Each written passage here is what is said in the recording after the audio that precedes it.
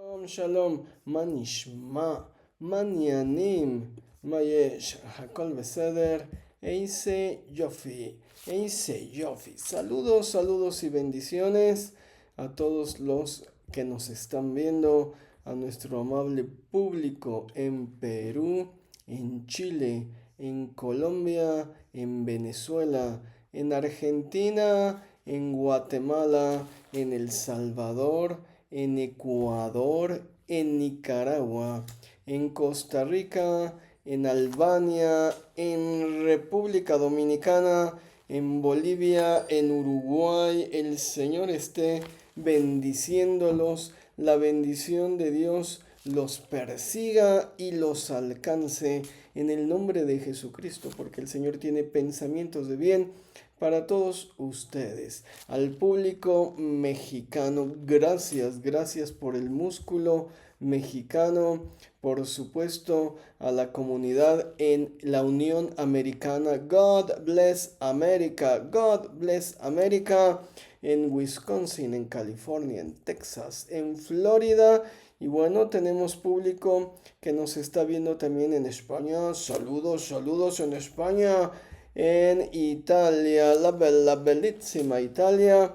Y de acuerdo a las estadísticas de YouTube, también nos miran en Uzbekistán y en Albania. Gloria a Dios por sus vidas, gloria a Dios por sus vidas. Desde la Patagonia hasta Alaska y en Europa, bueno, aquí estamos transmitiendo en la Ciudad de México, en el Valle del Anáhuac. Y hoy traemos este tema muy interesante, todo retomado de mi libro La investidura de Israel. Y es la separación que que tuvieron precisamente Yitzhak con Abimelech, ¿no? Estaban compartiendo la tierra, vivían en el mismo territorio y bueno, de pronto se tienen que separar. Estas separaciones, bueno, ya habíamos visto la separación entre Abraham y su sobrino Lot, ¿no? Porque la tierra no podía sostener a ambos. Y bueno, nos dice la escritura en Génesis 26:12, donde aparece básicamente esta historia. Se nos cuenta que Yitzhak sembró en aquella tierra y cosechó, dice el término, 100 shearim. La palabra shearim viene, bueno, básicamente del hebreo sha'ar, portón, y la traducción más literal sería sembró 100 portones, 100 puertas. Debió de ser una medida respecto del tamaño de los portones de la ciudad. Recordemos que las primeras medidas medían un palmo, ¿no? Lo que te alcanza el dedo más o menos de una mano, promedio, un codo, ¿no? Esto es un codo, bueno, no sé si es de aquí a acá, pero un brazo, ¿no? Era la brazada. Vamos a ver este brazo gigante, bueno, de aquí a acá, y así, ¿no? Eran básicamente las medidas que se usaban. Un estadio ya eran medidas muy específicas, y acá vamos a tener una puerta, un portón, ¿no? Pudiera ser una medida de distancia o incluso de volumen, ¿no? El volumen de un portón de una ciudad, ¿no? El hombre nos dice, bueno, la escritura nos dice que el hombre cosechó 100 portones. Imagínate, 100 portones. Debió ser una gran cantidad. No nos dice qué fue lo que sembró, pero hasta este momento la Biblia nos revela que cuando menos el primero en dedicarse a la agricultura fue Yitzhak, ¿no? No se nos había dicho que Abraham, por ejemplo, sembrara, ¿no? Se nos hablaba nada más de que el hombre era ganadero, y el número de vacas, de camellos, de asnos, de sirvientes, pero no se nos especificaba que el hombre también fuera agricultor, ¿no? Básicamente Abraham y Lot, todo se centró en la cantidad innumerable de ganados que tenía, ¿no? Incluso la tierra no los puede mantener porque su ganado era muy abundante. Y bueno, en estas historias, bueno, es una historia verídica, histórica. ¿Por qué? Bueno, porque están sus tumbas allí, ¿no? Nadie las ha abierto para el judaísmo. Bueno, es una falta de respeto, es un sacrilegio, ¿no? Son visiones. Siempre he dicho, bueno, cuánto gastaron, cuántos millones, ¿no? En términos actuales, términos monetarios actuales, cuántos millones invirtieron los faraones, ¿no? Para hacer sus grandes pirámides como tumbas, para que llegara un arqueólogo moderno, ¿no? Abriera la tumba, los sacara y los pusiera de exposición en un museo, las momias modificadas, ¿no? Entonces en el judaísmo se respeta el entierro. La gente no puede simplemente llegar y decir, bueno, vamos a ver el fenotipo de Abraham, ¿no? ¿Cómo era Abraham en realidad? La antropología física hace este tipo de cosas, ¿no? Les ponen una especie de plastilina de barro a la cara y bueno, muestra cuando menos cómo era facialmente la persona, ¿no? Le añaden así el grosor de la piel. Entonces, pero existen los vestigios arqueológicos, están los sitios en cuestión.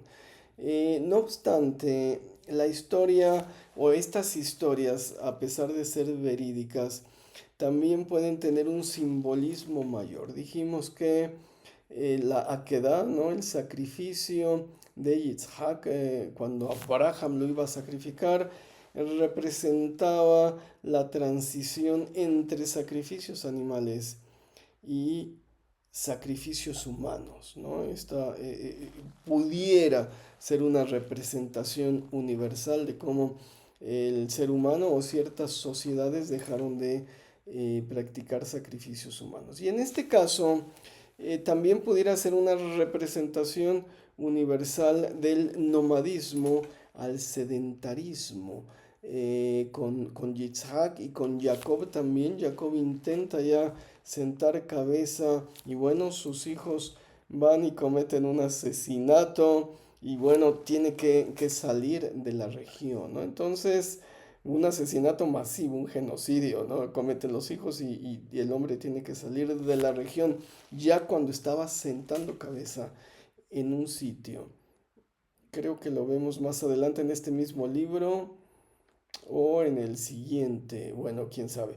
Y aquí hay una transformación, dijimos. Si se trata de una símbolo universal de la transición del nomadismo al sedentarismo, bueno, es un proceso que no ocurrió de la noche a la mañana y pudo mantener un sistema mixto por muchos años. Bueno, se sabe que la agricultura ancló al ser humano a un lugar específico. ¿Esto qué quiere decir?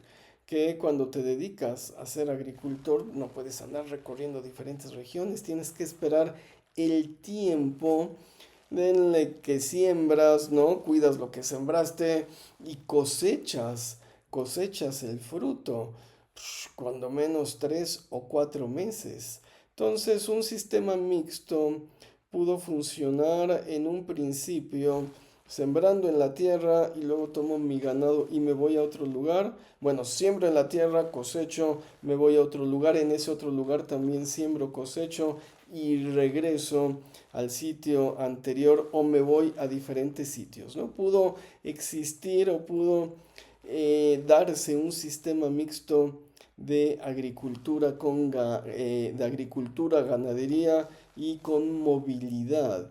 Esto quiere decir que el ser humano no descubrió la agricultura e inmediatamente se volvió sedentario, inmediatamente se asentó en ese lugar de forma permanente. Entonces, bueno, las sociedades nómadas siguen un calendario, se mudan de sus residencias de invierno a verano, ¿no? Y van siguiendo la estación para que puedan alimentar a sus rebaños con la hierba que va creciendo en las zonas. Es un problema, de hecho, la ganadería centrada en una región como se practica hoy en día, porque en temporadas de sequía se muere el ganado. La gente no tiene a dónde llevarlo, a apacentar a otros lugares, y normalmente los movimientos llevar ganado, no sé, 1000, 2000 cabezas de ganado, requiere también recorrer mucha distancia, ¿no? 100 kilómetros o más para poder encontrar lugares de pastoreo. ¿Qué es lo que hacen las manadas en la naturaleza, ¿no? En el Serengeti, ¿no?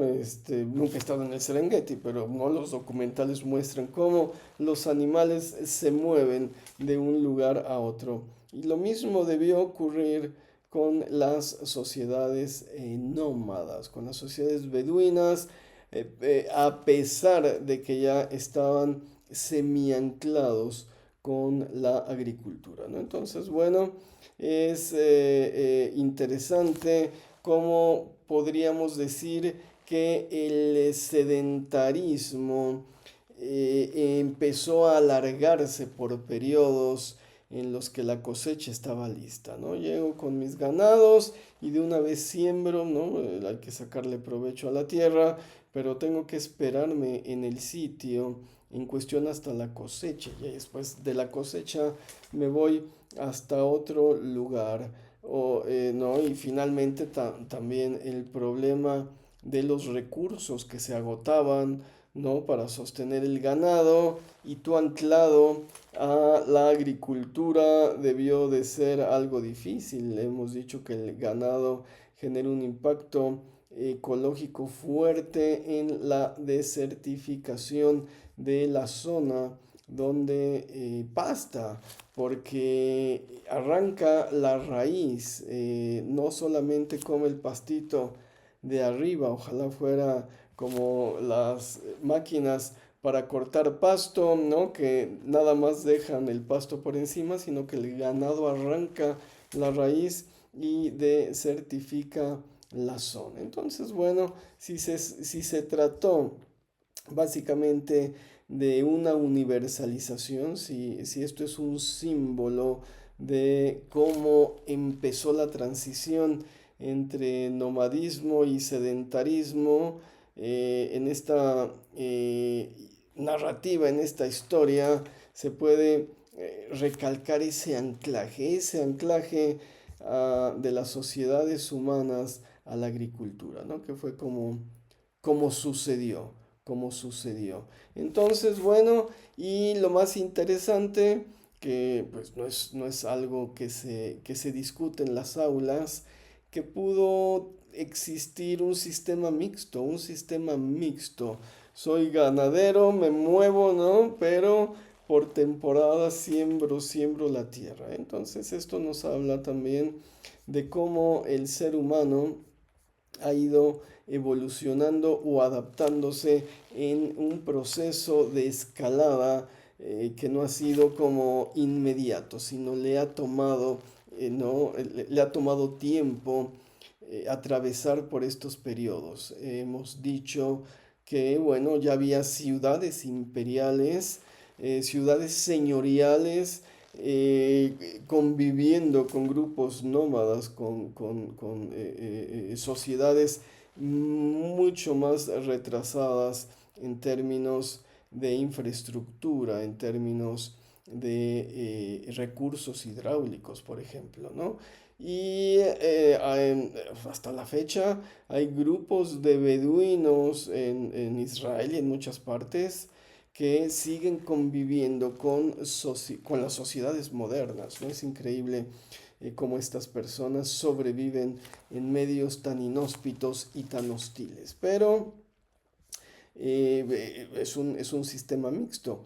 Y pudiera existir o pudo haber existido también un sistema mixto de agricultura y nomadismo, ¿no? Muy, muy interesantes esbozos de cómo debió ser la vida hace unos 6000 años, ¿no? A veces decimos, ay, qué vida tan tranquila llevaban estos hombres en lo absoluto.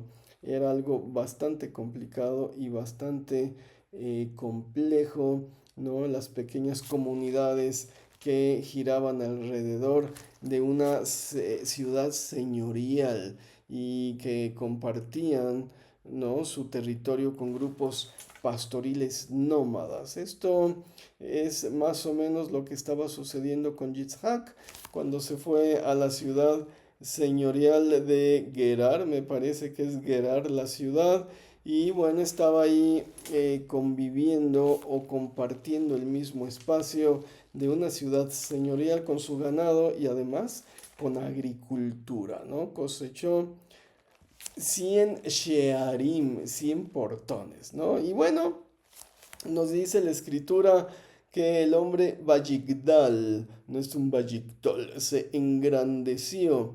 Básicamente es una forma piel, un verbo piel, que significa se engrandeció. Y el versículo va a jugar 3 veces con esta palabra, una traducción, mi traducción más literal de la escritura diría, y se engrandeció el hombre y caminó caminando y se hizo tan grande hasta que fue muy grande, ¿no? Y se engrandeció y se hizo grande hasta que fue muy grande, ¿no? Nos confirma en qué consistía la grandeza. Tenía ovejas, ganado, siervos, y esto le costó, nos dice la escritura, la envidia de los filisteos. Y aquí viene un quiebre en la historia. Por supuesto que las historias bíblicas comienzan cuando hay un rompimiento en el orden social, cuando hay un rompimiento en, en el cómo deben de ser las cosas. Esto, bueno, es el principio de la teoría del caos. Todo está bien hasta que algo pasa, ¿no? Hasta que algo sucede en la sociedad. Y muchos estudiosos de la antropología, Grimes, Malinowski, Turner, ¿no? Se dieron cuenta pues, que en la sociedad pasa igual, que lo importante es cuando algo sucede y saca de la monotonía a la persona. Bueno, esto es las películas también, ¿no? La película empieza en el momento del conflicto, ¿no? Cuando algo sucede, ¿no? Cuando la vida es aburrida y monótona y no hay nada que decir. Entonces aquí viene el quiebre en la historia. Se nos dice que todos los pozos de agua que habían abierto, los siervos de Abraham, padre de Yitzhak, los filisteos, Satmum, los cesaron, ¿no? Y llenaron de áfar, los llenaron de polvo, los inutilizaron, ¿no? Abrió un pozo, lo inutilizaron y lo llenaron de agua.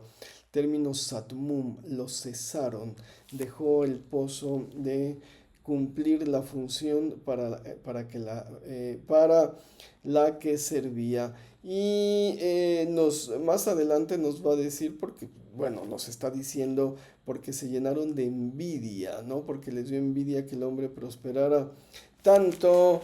Y esto va a ser como la justificación principal de que ya no lo quieran dentro de su territorio, ¿no? Va a haber un pretexto, va a haber un pretexto como siempre cuando no se hablan derecho las cosas, cuando hay envidia de por medio, pero la razón principal, la razón básica es la envidia. en las sociedades primitivas y también no tan primitivas, en la Tlaxcala rural mexicana, en tiempos muy, muy modernos, existían mecanismos que impedían que la persona prosperara más allá del promedio. Digo, ojalá existieran estos mecanismos en las sociedades actuales donde políticos, ¿no? O gente común se enriquece de pronto y digo, hay una diferencia magistral entre, ¿no? Los ricos y el vulgo, ¿no? Gente que contiene que tiene la fortuna de una nación, ¿no? El 90% del Producto Interno de una nación y 100 millones, ¿no? De individuos que se reparten entre ellos el otro 10%, ¿no? Entonces estas diferencias se cuidaba en las sociedades primitivas que no existieran. Había un medio de control muy interesante, por ejemplo, en Tlaxcala, cuando la gente empezaba a enriquecerse y a sobresalir del promedio, entonces se lo nombraba el mayordomo de la fiesta patronal, ¿no? Y el hombre tenía que pagar, ¿no? Todos los gastos, los gastos de bebida, de música, de todo lo que requería una fiesta al santo patrono del lugar. Y este gasto hacía que se equilibrara la balanza. Esto fue descubierto por antropólogos, ¿no? Este sistema, este mecanismo para equilibrar la economía se le llamó potlatch, no me acuerdo quién acuñó el término, fue un antropólogo, y el potlatch era esto, un sistema diseñado para que no el rico, el millonario repartiera sus riquezas con el vulgo y bajarlo de su esfera de poder, ¿no? Todo un sistema, no se le puede llamar socialista ni comunista, pero un mecanismo para evitar el enriquecimiento ostentoso producido ¿no? por medios que la gente no entendía. A diferencia del capitalismo donde se permite que la gente se enriquezca hasta alcanzar estos niveles realmente como hasta absurdos, ¿no? Entonces, bueno, los pros y los contras de las sociedades primitivas. Entonces acá les dio envidia a los filisteos, ¿no? Todo surge de la envidia y le pide a Abimelech a Isaac, a Yitzhak, que se alejara. Dice, aléjate de nosotros, te has vuelto, ese es el pretexto, mucho más atzam, de etzem, fortaleza. Te has hecho mucho más fuerte. Pudo ser, puede ser que realmente Yitzhak se hubiera hecho mucho, mucho más fuerte, pudiera ser un factor determinante. En la historia de Abraham, su padre, se nos dice que el hombre tenía 318 hombres aptos para la pelea y que con estos varones derrotó, ¿no? a las fuerzas arameas, caldeas que secuestraron a su sobrino Lot con 318. Esto quiere decir que una escaramuza con varios centenares de hombres representaban una fuerza notable. La escritura nos dice, por ejemplo, que Saúl tenía 400 hombres que lo acompañaban, menos los que dejó en su casa, lo fue a ver con 400 hombres, se encontró con su hermano. Entonces, o estos grupos tribales, por supuesto, podían alcanzar, pues, ¿no? Lo hemos visto, 400, 500 personas, ya una civilización con recursos más estructurados, era muy variable, iban entre los 1000 y los 60.000 miembros, o sea, No, entre los 10.000 más o menos y los 60.000 miembros, ¿no? Los asentamientos urbanos. Muy variable, pero ya 500 hombres representaban una fuerza militar considerable. Y es probablemente el número de individuos que hubieran estado al servicio de Yitzhak, unas 500 personas. Digo, la cifra es especulativa, ¿no?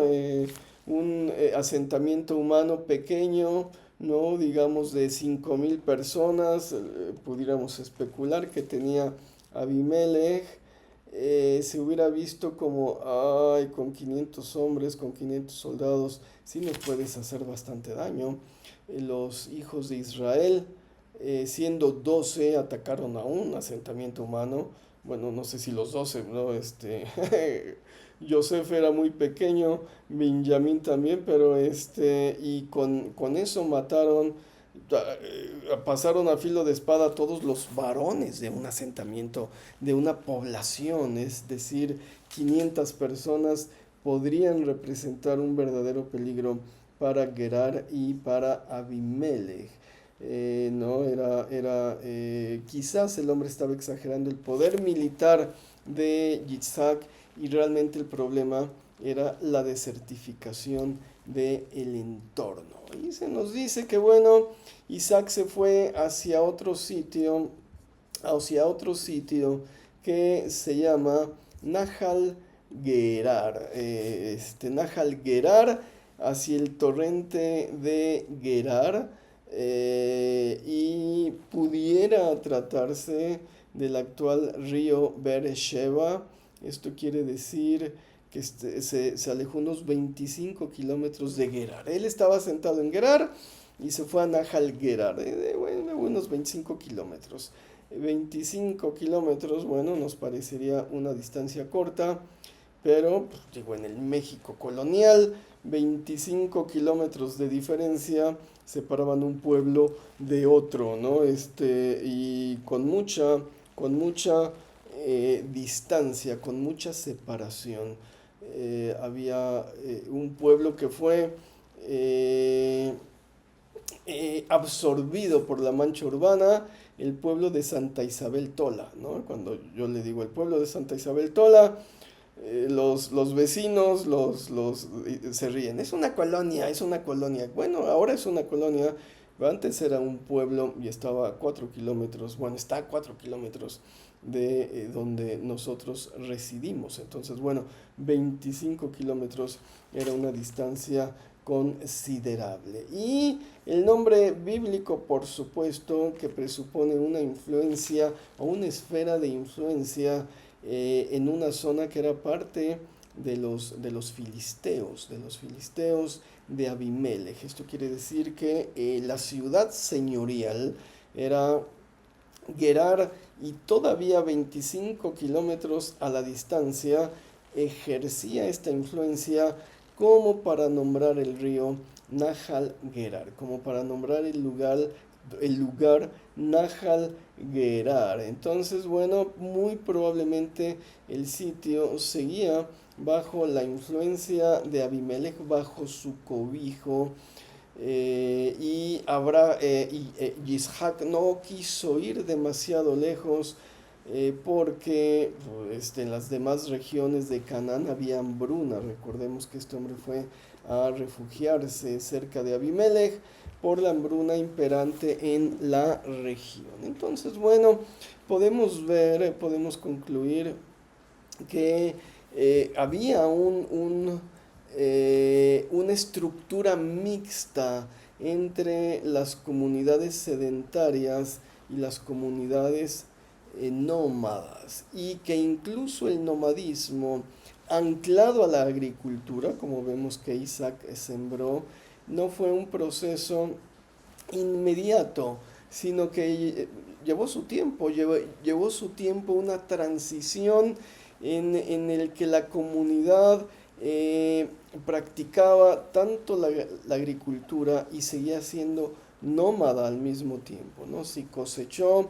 y después se fue 25 kilómetros para allá, seguramente en el otro lugar también cosechó. Había una movilidad que nos rompe el esquema tradicional, ¿no? De que el hombre comenzó a cosechar, a sembrar la tierra y ¡pum! Inmediatamente se ancló en ese lugar. No, fue todo un proceso de transición y hubo comunidades conviviendo, comunidades nómadas conviviendo con asentamientos sedentarios con una gran variedad de número de miembros, ¿no? Se calcula o calculamos especulativamente que Yitzhak pudo tener unos 500 siervos, cuando menos, y bueno, la ciudad señorial de Gerar, un número que fluctuaba los 5.000, unos 60.000 yo creo que no hubiera representado un peligro para ellos. Pero una comunidad pequeña, 3 4.000 5.000 personas, si hubiera sido algo de tomarse en cuenta. En Canaán, las comunidades o los asentamientos urbanos en este tiempo eran un poco más reducidos, un tope de unos 10.000 habitantes. En el norte, en Aram, hay comunidades enormes, hubo comunidades enormes en este mismo periodo histórico o antes de hasta 60.000 miembros. Imagínate una ciudad de 60.000, ha de haber sido algo monstruoso, ¿no? Pero bueno, podemos calcular unos 2.000 3.000 4.000 a la ciudad señorial de Gerar y vieron así como que, ay, está cosechando mucho acá, se está enriqueciendo. El potlatch, llégale de aquí, no queremos que te vuelvas más poderoso que nosotros. Y no debieron contar con el mecanismo para equilibrar la balanza, para evitar que el hombre fuera demasiado rico. Y no, como hay mecanismos en las sociedades primitivas que impiden que el ser humano se enriquezca de manera obscena, ¿no? El término. El Señor les bendiga, el Señor les prospere, la bendición de Cristo Jesús los persiga y los alcance, porque el Señor tiene pensamientos de bien para sus vidas. En el nombre de Yeshua HaMashiach, en el nombre de Jesucristo. Amén y amén.